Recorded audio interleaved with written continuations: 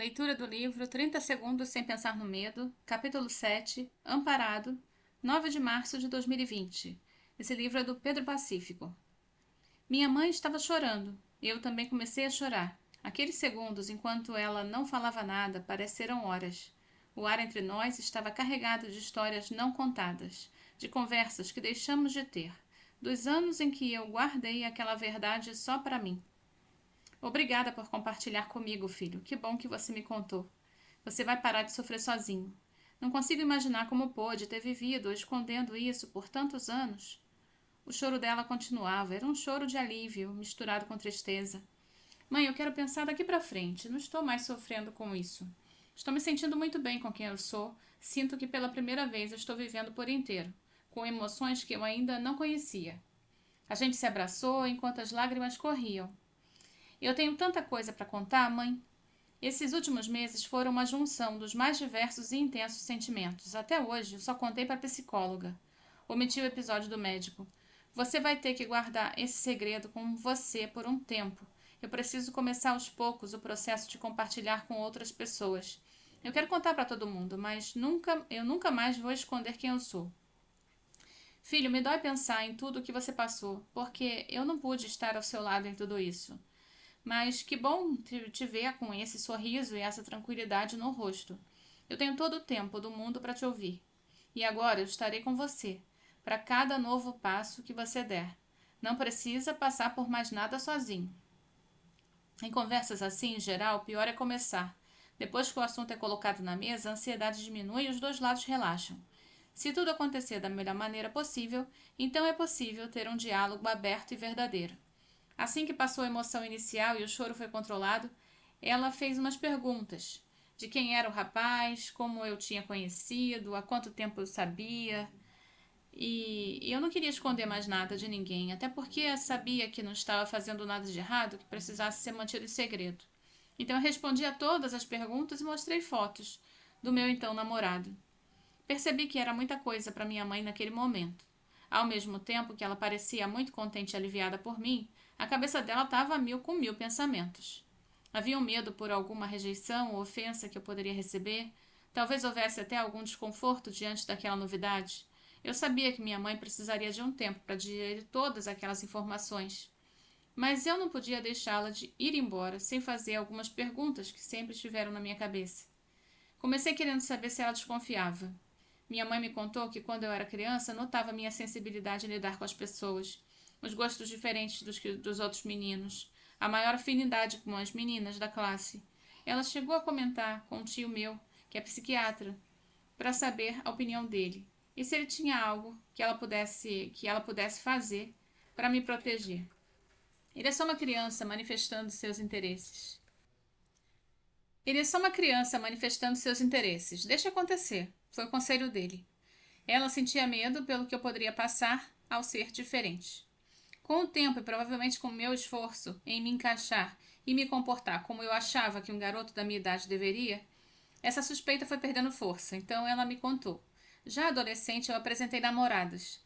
Mesmo não desconfiando exatamente de que eu poderia ser gay, ela percebia que havia alguma coisa que acentuava a minha ansiedade e os meus medos. Meus pais sofriam muito quando me viam passando por crises e tendo que tomar medicamentos fortes para me ajudar a controlar as emoções. Passei a minha vida inteira com medo daquela conversa. Não que eu acreditasse que um dia contaria para alguém sobre a minha sexualidade, eu jamais. Mas se um dia eu fosse descoberto, como seria a reação das pessoas? A minha ansiedade e a minha mania de aumentar os medos alimentaram a minha criatividade, que elaborou verdadeiras cenas de novela. Reações escandalosas em que eu seria taxado como erro da família, quase como se eu passasse a andar com uma placa dizendo que eu era gay. Depois que a conversa terminou, veio a sensação. Era só isso? Por nunca ter encontrado um livro que relatasse esse enfrentamento da sexualidade da perspectiva de um jovem da mesma época, eu não sabia o que esperar. Eu também não tinha amigos gays e por isso as únicas referências que eu tinha sobre a experiência de sair do armário eram muito problemáticas, sobretudo por conta das reportagens e notícias de jovens que eram expulsos de casa ou que nunca foram aceitos pelos familiares. Ainda assim, tenho consciência do privilégio de ter tido uma experiência tranquila e acolhedora. Aquelas conversas cheias de emoção, é verdade, mas foi essencialmente um diálogo entre dois adultos que se amam. Eu tive esse privilégio e acredito que a convicção sobre querer viver a minha sexualidade sem esconder de ninguém deu tranquilidade para minha mãe. Mesmo assim, o maior medo dela, e eu sabia disso, era o que eu teria que enfrentar ao contar para o mundo. Naquela noite eu fui dormir mais leve. A noite da minha mãe, por sua vez, não deve ter sido nada fácil, já que ela estava só começando a digerir tudo o que havíamos conversado. No dia seguinte eu voltei para minha rotina normal. Estava animado pelo importante passo que eu havia dado. Mas quando encontrei com meus pais à noite, eu e minha mãe fingimos que nada tinha acontecido. No dia seguinte acordei me sentindo cansado e com dores nas pernas, e que de início eu atribuí à ressaca da festa de casamento na Bahia. Cheguei a pensar, a idade está chegando mesmo. Essa história de que a ressaca dura mais é verdade. Poucas horas depois eu recebi uma mensagem de um amigo que esteve na mesma festa e que havia acabado de testar positivo para a Covid. A ficha demorou para cair, porque ainda não se falava sobre a transmissão da doença no Brasil. Então havia menos de 50 casos no país. Eu ainda estava em casa, e do meu quarto eu gritei para meus pais. A primeira reação foi de choque, já que ninguém sabia o que fazer. Não conhecíamos ninguém que havia se infectado com o novo vírus, mas não havia alternativa a não ser ir para o hospital e realizar um teste. Essa tinha sido a orientação do meu amigo. Saí de casa sem encostar em nada, peguei o carro e fui. Chegando no hospital, ninguém usava máscaras. O Brasil ainda não vivia esse momento. Passei da triagem do pronto-socorro e informei que estava me sentindo mal e que um amigo tinha testado positivo para a Covid. O comentário que ouvi foi: "Você estava no casamento?" Eu não era o primeiro. Então meus sintomas não eram fortes, dores nas pernas, cansaço e dor na garganta leve, que eu até achei que era psicológica, porque eu comecei a sentir depois de receber a mensagem. Eu me conheço e sei que basta ler uma reportagem na internet com sintomas de uma doença que eu já começo a sentir alguns deles. No entanto, para minha surpresa, o enfermeiro da triagem mediu minha temperatura e o resultado foi uma febre de 37,4. Imediatamente me deram uma máscara e me encaminharam para uma salinha onde estavam outros convidados do casamento. Todos estavam um pouco atordoados, aguardando uma orientação. Era muita gente, cerca de 20 pessoas. Fui atendido e contei meus sintomas. Grandes chances de você estar com Covid, a médica disse. Ela me prescreveu um analgésico e um antitérmico, caso tivesse febre ou dor. Estávamos em um momento muito inicial da pandemia, com poucas informações sobre como combater o desenvolvimento do quadro. Então eu fui encaminhado para outra sala, onde realizaram um exame. Levei um susto quando enfiaram aquele cotonete no fundo do meu nariz. Parecia que estavam coletando o material do meu cérebro. Mal sabia que seria o primeiro de inúmeros testes e que me submeteria nos meses seguintes. Voltei para casa e fui direto para o quarto, porque a recomendação era aguardar o resultado sem ter contato com ninguém. Foram algumas horas de apreensão. Eu ficava checando o aplicativo do hospital a cada 5 minutos, até que apareceu, resultado disponível. Cliquei e informava, detectado. Além do estresse de estar com uma doença praticamente desconhecida que vinha causando milhares de mortes em outros países, eu ainda estava lidando com a ansiedade de ter contado para minha mãe sobre ser gay havia menos de 2 dias.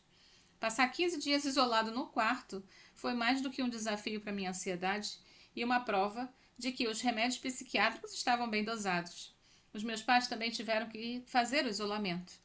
Adotamos um protocolo rígido em que tudo que era deixado na porta do meu quarto tinha que ser esterilizado, com vários produtos diferentes. Eles usavam luvas e máscaras, meu pai, com um borrifador de álcool na mão, desinfetava todos os utensílios que voltavam no meu quarto.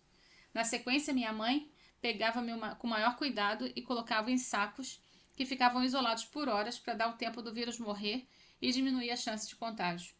No dia seguinte, ao do resultado, contei nas redes sociais que estava com Covid, e depois disso passei a fazer uma espécie de diário da doença, mostrando a minha rotina dentro do quarto e como estava sendo ficar em casa.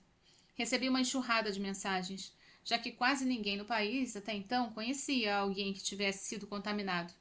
Então cheguei a dar entrevista para alguns canais de televisão, diretamente do meu quarto, porque havia muita curiosidade sobre como era ter a doença. Poucos dias depois, o governo do estado de São Paulo decretou quarentena. Eu queria passar tranquilidade para quem me acompanhava do outro lado da tela do celular, ao mesmo tempo que tentava mostrar a importância de seguir à risca as orientações para evitar a transmissão. Durante os dias em que eu fiquei no quarto, os sintomas mudaram um pouco. Tive fortes dores de cabeça, me senti incapaz de me concentrar. Inclusive, quase não li. Eu abri o livro, tentava ler uma página, mas não conseguia absorver as informações. A televisão foi uma opção melhor, por demandar menos de mim. Vira e mexe eu me lembro de algumas histórias que marcaram um período de isolamento no meu quarto. Em uma delas eu estava conversando com meu pai na janela do meu quarto, que ficava no sótão, e ele a uns 30 metros de distância de mim no jardim. Nós dois estávamos de máscara, e de repente eu dei um espirro. Foi o suficiente para que ele entrasse em desespero. Tentou calcular a distância do lugar em que ele estava até a minha janela, que era muito longe.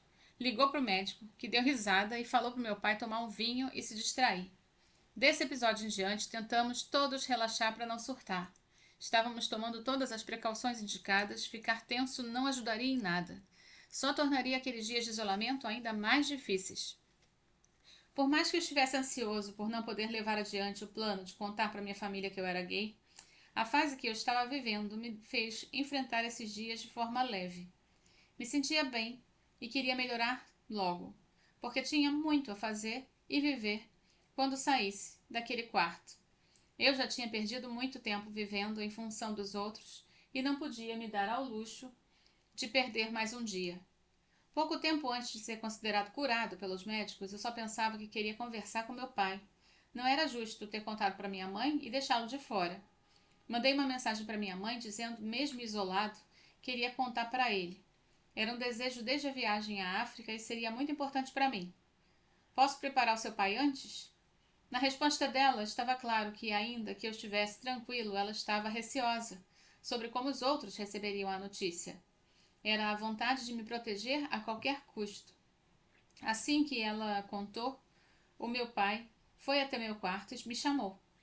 Ficamos a alguns metros um do outro, cada um na porta do próprio quarto. Primeiro, ele perguntou por que eu não tinha contado antes.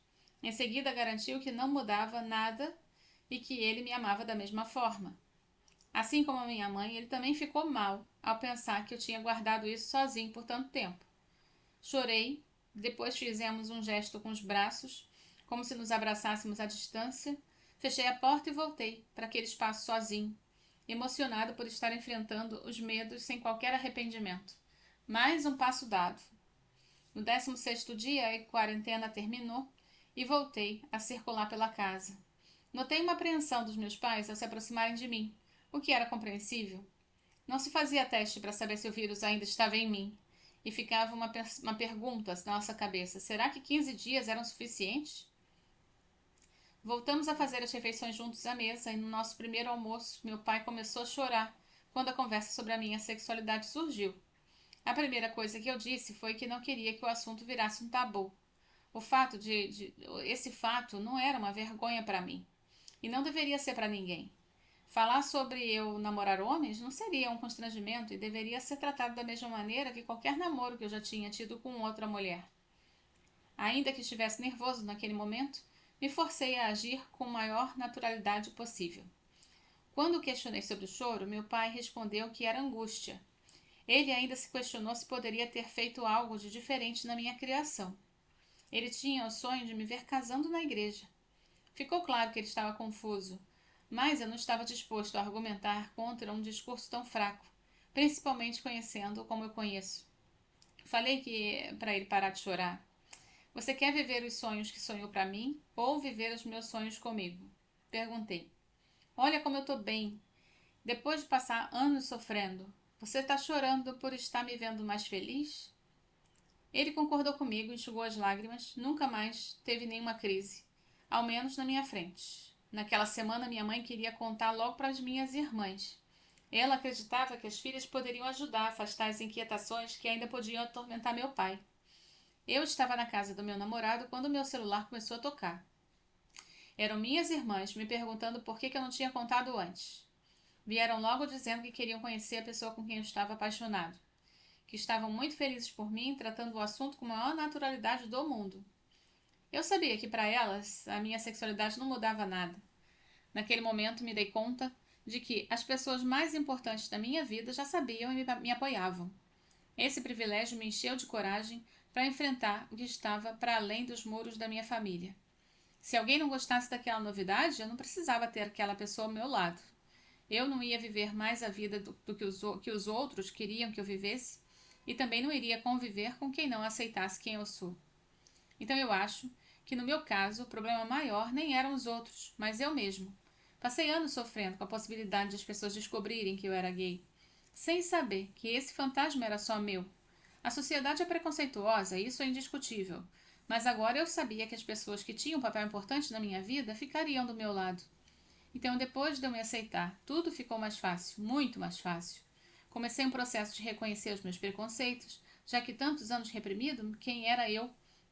Eu é que tinha criado ideias negativas sobre ser gay. Também me dei conta de que não tinha nada de errado comigo. Os livros haviam me ajudado a me libertar e parar de lutar contra quem eu era. É inexplicável essa sensação. Bem, continuo no próximo vídeo. Tchau, tchau.